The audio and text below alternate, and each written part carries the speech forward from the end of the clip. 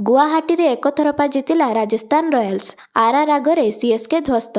धोनी बिना फिका पड़ा सीएसके दल। ना बोलिंग काम को आसिला ना बैटिंग। अन्यपटे आरआर घातक बॉलर विकेट नेबारे सफल होइथिले। तासह युव खेलाड़ी वैभव सूर्यवंशी विस्फोरक बैटिंग राजस्थान को निज लक्ष्य हासिल करिबारे आहुरी सहज करथिला। मैच टी Rajasthan home ground Barsapara stadium रे अनुष्ठित होइथिला, जेउठी राजस्थान टॉस जीति प्रथमे बोलिंग करिबार निष्पत्ति नेइथिले अधिनायक रियान पराग। तेबे प्रथमरु फेल मारिले सीएसके बैट्समैन। दलरु जेमी ओभरटन एकाकी सर्वाधिक 36 बॉल 43 रन करिबारे सफल होइथिले। बाकी सरफराज खान 12 बॉल 17 रन और कार्तिक शर्मा 15 बॉल 18 रन करथिले। सीएसके रो अन्य बैट्समैन को खातारे 10 रु अधिक रन होई नथिला। सीएसके पावर प्ले रे निज मुख्य खेलाड़ी विकेट हराइथिला, जहा दल पई चाप सृष्टि करथिला। अन्यपटे RR fast bowler Jofra Archer एवं नांद्रे बर्गर दुईटी लेखा विकेट चटकाइबा सह स्पिनर जाडेजा को मध्य दुईटी विकेट मिलिथिला। बाकी बॉलर गोटे लेखा विकेट नेबारे सफल होइथिले।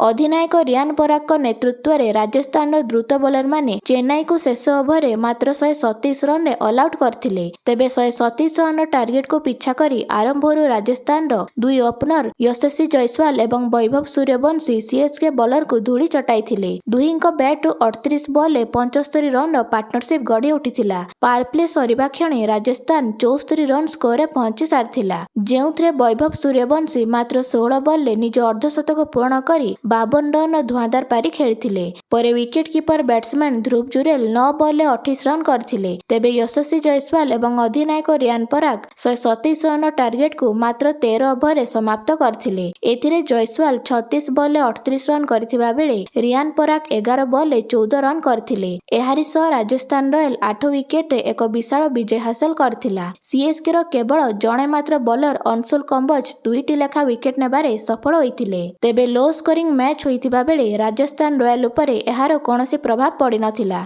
अन्यपटे सीएसके को एपरी अवस्था रे हारुथिबा देखि रविंद्र जाडेजा भावविहुल हेबारे नजर आस्तिले, कारण से आईपीएल 13 वर्ष धरी सीएसके पई खेलुथिले। तेबे नांद्रे बर्गଙ୍କ जबरदस्त प्रदर्शन पई तांको प्लेयर ऑफ द मैच घोषणा करा जायथिला। तेबे दर्शक बंधु आपण माने आरआर बनाम सीएसके मैच रे काहाकू सपोर्ट करूछंती ता कमेंट माध्यम रे जणांतु।